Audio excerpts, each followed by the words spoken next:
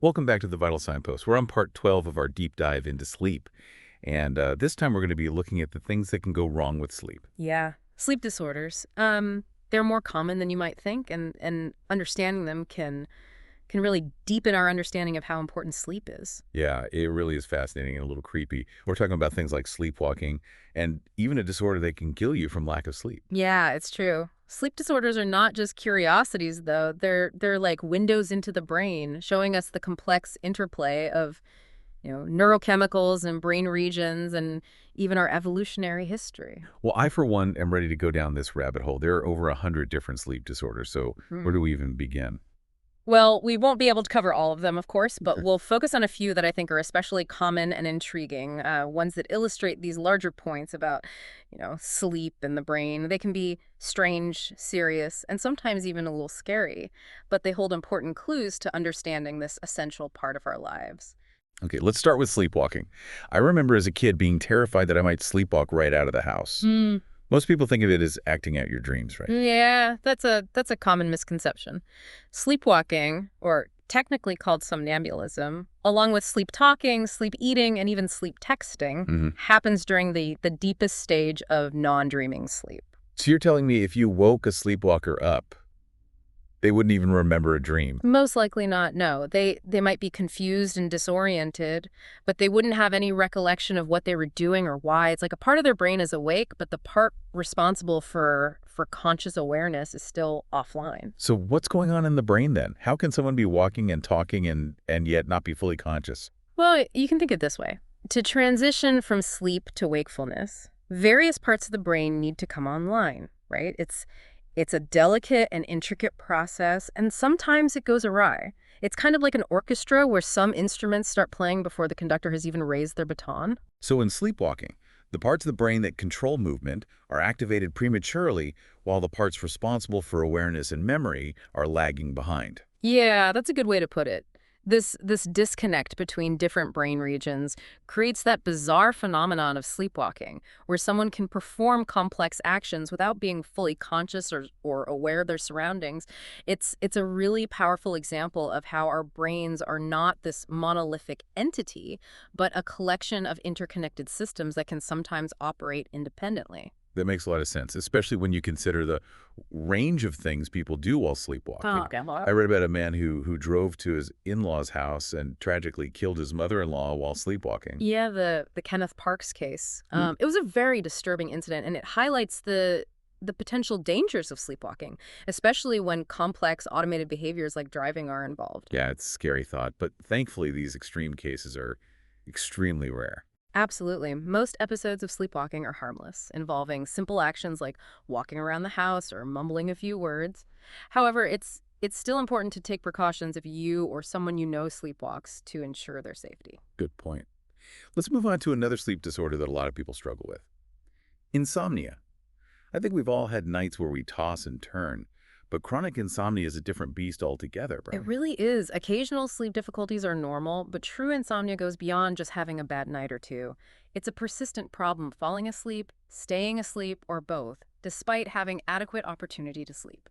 So it's not just about feeling tired, it's about how this lack of sleep impacts your daily life. Yeah, exactly. Insomnia can have a significant impact on your mood, your concentration, your energy levels, and just your overall well-being. Imagine trying to, function at work, care for your family, or even just enjoy your hobbies when you're constantly exhausted and struggling to focus. It's a debilitating condition that can really take a toll on every aspect of your life. That sounds truly awful. So how is insomnia actually diagnosed? Oh, there's some key criteria. The difficulty sleeping has to be causing significant distress or impairment in your daily life, and it needs to be happening at least 3 nights a week for more than 3 months. It's this chronic, persistent nature that really sets insomnia apart from just having a few sleepless nights here and there. 3 months is a long time to be struggling with sleep, so it's not just the duration, it's the frequency and impact as well. What causes insomnia? It's complex, but we know that an overactive fight or flight system plays a big role. When we're stressed or anxious, our body releases this flood of hormones like adrenaline and cortisol, which are designed to keep us alert and ready for action. So instead of winding down for sleep, your body's basically on high alert, like it's ready to run from a predator. Exactly. This physiological arousal makes it incredibly difficult to fall asleep and stay asleep. Hmm. But it's not just about our bodies. Our minds are racing too, right? Replaying worries, planning for the future, or simply unable to quiet down. So it's like a double whammy. The body is revved up Yeah. and the mind can't shut off. And this overactivity disrupts that delicate balance of neurochemicals in our brain that regulate sleep. It becomes a vicious cycle where the lack of sleep further exacerbates the stress and anxiety, making it even harder to fall asleep the next night. So insomnia really is a 247 condition impacting both your nights and your days. It's not just about the hours you spend in bed, it's about how well your brain can shift into rest and repair mode. That's a great way to put it. And this is why it's so important to address insomnia, not just as a sleep problem, but as a complex interplay of physical and psychological factors. That makes a lot of sense. Let's move on to a disorder that's often misunderstood. Narcolepsy. It's actually a lot more complex and debilitating than just falling asleep randomly. It is. Narcolepsy is a neurological disorder, and it's characterized by excessive daytime sleepiness, but also by sleep paralysis and something called cataplexy. What is cataplexy? I don't think I've heard of that before. So cataplexy is this sudden loss of muscle control, and it's triggered by strong emotions, often positive ones like laughter or excitement. Imagine you're laughing at a joke and suddenly your knees buckle or your head droops. That sounds really frightening and heartbreaking because people with narcolepsy have to avoid strong emotions. Yeah, unfortunately, the fear of triggering cataplexy can lead people with narcolepsy to suppress their emotions, which can have a significant impact on their social interactions and quality of life. So what's happening in the brain that causes these sudden sleep attacks and loss of muscle control? The culprit is a deficiency in a neurotransmitter called orexin, also known as hypocretin. Orexin plays a crucial role in regulating wakefulness, and people with narcolepsy simply don't have enough of it.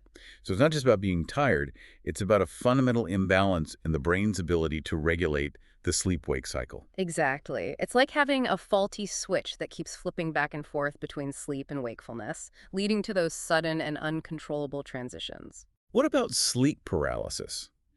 A lot of people have described that terrifying feeling of being awake but unable to move. Is that related to narcolepsy? It is. Sleep paralysis is a common symptom of narcolepsy, but it can also occur on its own. During REM sleep, our brains essentially paralyze our bodies to prevent us from acting out our dreams, right? But sometimes this paralysis mechanism malfunctions, and we wake up while our bodies are still locked in this state. It's like your mind is awake, but your body's still trapped in dreamland. Yeah, that's a good way to put it. You're aware of your surroundings, but you can't move or speak, which can be a very frightening experience. Some people even report hallucinations or a feeling of pressure on their chest, which can be incredibly terrifying. That's wild. So sleep paralysis isn't just a physiological quirk. It can have a real psychological impact. It is. It's a great example of how our subjective experience of the world is ultimately shaped by our brains, and how even minor glitches in this intricate system can have profound consequences. It's fascinating and terrifying at the same time. This brings up another sleep disorder I read about. Fatal familial insomnia. Is that really as scary as it sounds? It is, unfortunately. Fatal familial insomnia, or FFI, is an incredibly rare but always fatal genetic disorder that progressively destroys a person's ability to sleep. I read about a man named Michael Cork who died from this condition. It's truly a horrifying disease. It is. FFI is caused by a genetic mutation that leads to the buildup of a prion protein in the brain, specifically in the thalamus, a region that's crucial for regulating sleep and wakefulness.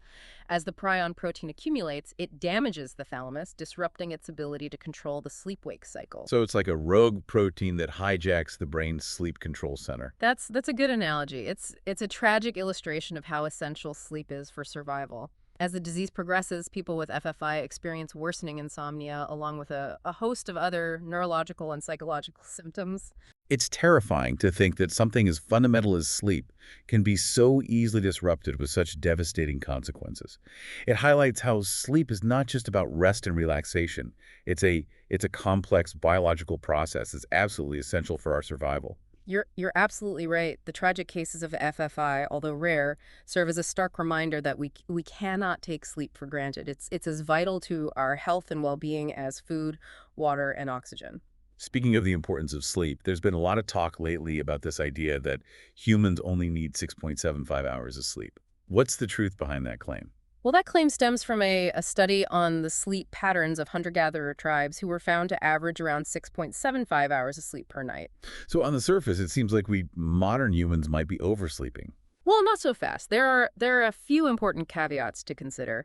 First, the study didn't actually measure how much sleep these tribes needed. It simply observed how much they were getting in their natural environment.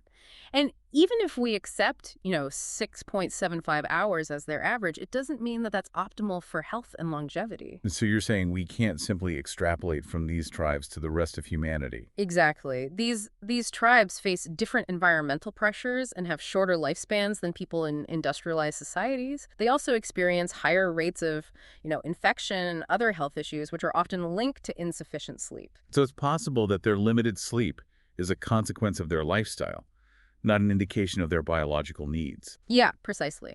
Their sleep patterns might reflect an adaptation to their circumstances rather than a blueprint for how much sleep all humans need. It's like saying that because people living in poverty have less access to healthcare, they must not need it as much. It's a flawed comparison. That's a great point. It's important to consider the context and not jump to conclusions based on isolated studies. Exactly. And the vast majority of research suggests that most adults need 7 to 9 hours of sleep for optimal health and well-being. The 6.75-hour myth is just that, a myth. So sleep needs vary from person to person, but the evidence suggests that most of us need more than 6.75 hours. Absolutely. But what about the other end of the spectrum? Can we sleep too much? That's a great question, and I think we'll explore that more when we come back. Welcome back to the Vital Signpost. We've been taking a look at sleep disorders and how they illuminate the mysteries of sleep itself. Before the break, we were talking about whether it's possible to sleep too much. It's an interesting question. We tend to focus so much on the dangers of too little sleep, but there's growing evidence that excessive sleep can also be a sign of underlying health problems. So like Goldilocks, we have to find the just right amount of sleep. Is there really an ideal sleep duration? Well, there's not a magic number that works for everyone, but epidemiological studies have found this J-shaped curve when looking at sleep duration and mortality risk. What does that mean exactly? Well, basically, both too little and too much sleep are associated with a higher risk of death. The lowest point on this curve, meaning the lowest risk, falls somewhere between 7 and 8 hours of sleep. Okay, so that suggests there is a point where getting too much sleep might actually be detrimental to our health. It's not necessarily that simple. Longer sleep duration might not be the cause of health problems, but rather a symptom of something else going on. So instead of too much sleep causing problems, it could be that an underlying issue is driving both the excessive sleep and the health problems. That's right. Think about it. When we're sick, our bodies naturally crave more sleep, right? It's an essential part of the healing process. So if someone is consistently sleeping, more than 9 hours a night, it could be a sign that their body is fighting off an illness or dealing with some other health issue. So if you're sleeping a lot more than usual, it might be your body's way of signaling that something's not quite right, like a check engine light on your car's dashboard. Exactly. It's important to pay attention to those signals and consult with your doctor to rule out any potential medical conditions. This all fits into a theme we've been discussing throughout this whole deep dive. Sleep is not just about feeling rested. It's a vital biological process that impacts every aspect of our health and well-being. You're absolutely right. It's easy to dismiss sleep as simply downtime, but it's anything but passive. During sleep, our bodies and brains are hard at work repairing tissues, consolidating memories, regulating hormones, and performing a whole host of other essential functions. Yeah, it really highlights how sleep is as crucial to our survival as eating, drinking, and breathing. Too much or too little can have serious consequences. That's a great way to sum it up. We need to treat sleep with the same respect we give to other essential aspects of our health. Well, this has been a really enlightening conversation about sleep disorders. I feel like I have a much deeper understanding of how they work and what they can tell us about the complex world of sleep. It's been a pleasure exploring this fascinating topic with you. Before we wrap up, I wanted to ask you about something that's always intrigued me. Is there any scientific basis for the common advice to get 8 hours of sleep? The 8 hour recommendation is more of a guideline than a hard and fast rule. While most adults do seem to function best on 7 to 9 hours of sleep, Individual needs do vary. So there's no one-size-fits-all approach to sleep. Not at all. It's like shoe sizes. We wouldn't expect everyone to wear the same size. Sleep needs are influenced by, genetics, age, lifestyle, health conditions, and even our environment. What's important is finding the amount of sleep that leaves you feeling refreshed and energized during the day. So how do we know if we're getting enough sleep? What are some signs that we might be sleep deprived? Well, if you consistently wake up feeling groggy and struggle to concentrate throughout the day, those are pretty clear red flags. Mm. Relying on caffeine to stay alert or finding yourself nodding off at inappropriate times are also telltale signs of sleep deprivation. So it's not just about how many hours you're clocking, but how you're feeling during the day. Exactly. Your body will tell you if you're not getting enough sleep. The key is to listen to those signals and make adjustments to your sleep habits accordingly. On the flip side, what if we're sleeping too much? Are there any signs that we might be overdoing it? Well, consistently sleeping for extended periods, even after getting what you think is a full night's rest, and experiencing fatigue or low energy despite all that sleep could indicate an underlying issue. It's always a good idea to consult with your doctor to rule out any medical concerns. Well, this deep dive has certainly opened my eyes to the importance of sleep. It's it's not just about feeling rested. It's about protecting our physical and mental health. Absolutely. Sleep is an investment in our overall well-being. It's time to prioritize it and make sure we're giving our bodies and minds the rest they deserve. Well said. Thanks for joining us on the Vital Signpost. It's been my pleasure. We'll be back soon with another fascinating deep dive. Until then, sweet dreams. Welcome back to the Vital Signpost. We've been exploring the often overlooked world of sleep disorders and what they can tell us about this essential nature of sleep. Yeah. Sleep disorders are often perplexing and frequently debilitating, but they provide such invaluable insights into the intricate workings of our brains and bodies. By understanding what goes wrong when sleep is disrupted, we can gain a deeper appreciation for how crucial it is for our overall health and well-being. Yeah, we've covered a lot of ground in this deep dive, from that strange phenomenon of sleepwalking to the devastating consequences of fatal familial insomnia. We debunked myths about sleep duration and highlighted the importance of finding that sweet spot, where we're getting enough sleep to thrive. It has been a fascinating journey, and I hope our listeners have gained a newfound awareness of the complexity and importance of sleep. Absolutely. Before we wrap up, I wanted to touch on something we briefly mentioned earlier, Yeah. that idea that sleep is like food, water, or oxygen. Essential for life, but too much or too little can be harmful. Can you elaborate on that? Yeah, it's a powerful analogy that highlights that delicate balance that we need to strike with sleep. Just as we need a certain amount of food and water and oxygen to survive, we also need a certain amount of sleep to maintain our physical and mental health. But just as we can suffer from, malnutrition or dehydration, we can also suffer from sleep deprivation. And on the flip side, just as we can overeat or drink too much water, we can also sleep too much, potentially masking underlying health issues. That's right. It's about finding that Goldilocks zone, where we're getting enough sleep to meet our individual needs without going overboard.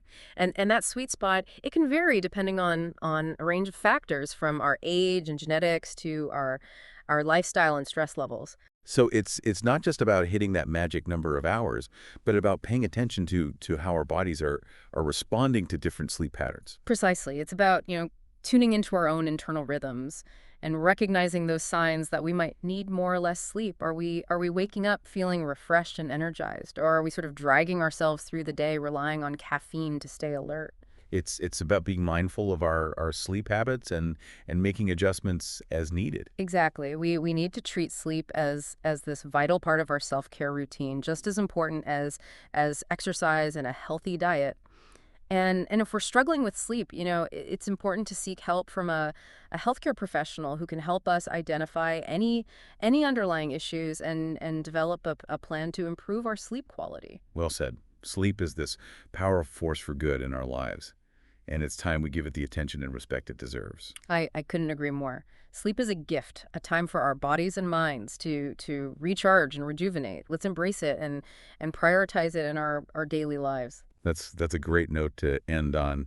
Thanks for joining us on the Vital Signpost, and thank you to our expert guests for sharing your insights. It's been my pleasure. We'll be back soon with another Another deep dive into the fascinating world of health and wellness. Until then, sleep well, everyone.